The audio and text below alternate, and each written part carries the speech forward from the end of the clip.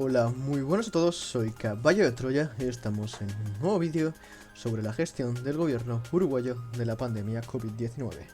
En primer lugar, hay que destacar que a nivel internacional ha tenido bastante notoriedad la gestión de la pandemia, dado a que Uruguay no impuso una cuarentena obligatoria, sino voluntaria, con el argumento de evitar multas por desacato a comerciantes que viven de mercados locales y que sobreviven con lo que ganan en el día. Pero lo más curioso para el caso uruguayo es que, aun teniendo una cuarentena voluntaria, ha tenido 1054 casos de coronavirus y 34 muertos, unas cifras muy por debajo de los demás países de América Latina y bastante pequeñas en comparación por densidad de población con otros países. Medidas y respuesta del gobierno. Una de las claves en la gestión de la pandemia ha sido la rapidez en la toma de decisiones del gobierno uruguayo. Por ejemplo, el 13 de marzo, con solo 4 casos de COVID, anunciaron la emergencia sanitaria, estableciendo un cierre parcial de fronteras que implicaba cuarentena obligatoria para países de riesgo, como pueden ser España, Italia, China o Corea del Sur. Y además, suspendieron también todos los espectáculos públicos y recomendaron evitar reuniones o fiestas tradicionales, hasta terminar por lo menos Semana Santa, e incluso eliminaron también la obligatoriedad de la asistencia en la enseñanza pública y privada, además de exhortar a seguir las recomendaciones sanitarias. Medidas económicas.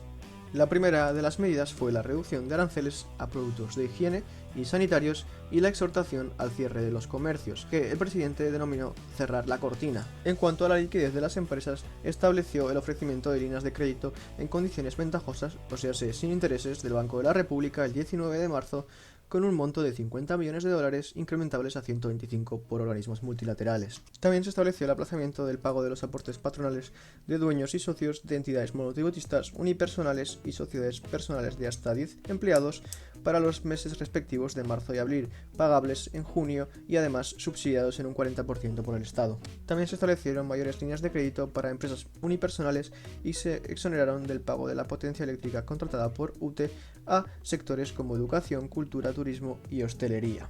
Sin embargo, la medida que mayor repercusión internacional ha producido ha sido el Fondo COVID.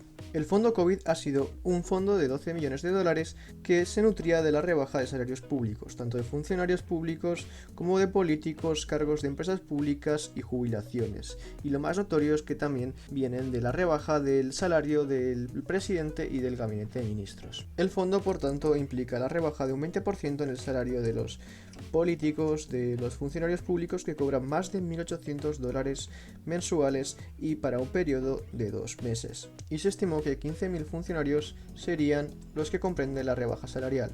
Cuanto a la situación de la oposición al gobierno de la calle, es verdad que ha criticado algunas de las medidas económicas, sobre todo debido a que ellos consideran que las empresas han sido más beneficiadas que los trabajadores en las medidas gubernamentales. Para ello han utilizado una crítica en cuanto a un informe del Banco Interamericano de Desarrollo donde establecen que el gobierno uruguayo ha tomado más medidas en cuanto a la liquidez de empresas que a gasto social. Estos argumentos no implican que haya habido confrontación política, es más, todo lo contrario. Tampoco implica que el gobierno no haya tomado medidas sociales, como es el caso de ampliar programas de tarjetas de alimentación, duplicar también la asignación de recursos mediante la tarjeta Uruguay Social a los más necesitados por un mes y la extensión de la cobertura médica a mayor parte de la población. Razones por las cuales ha tenido poca incidencia el virus.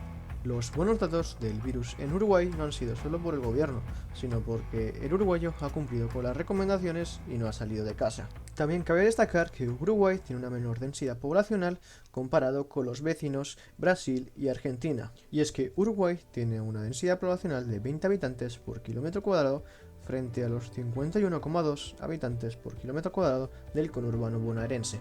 También cabe destacar que una de las claves es el sistema de salud universal. El ciudadano uruguayo, por el simple hecho de trabajar, ya tiene acceso a determinados servicios sanitarios y hospitales dependiendo de la empresa, y además también hay un sistema público bastante desarrollado si no tienes acceso al privado.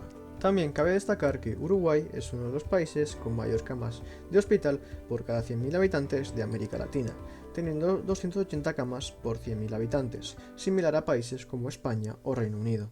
Otra de las claves del sistema sanitario uruguayo es que a datos de 2017 Uruguay gasta un 20% del gasto público en salud, que representa un 6,58% del PIB.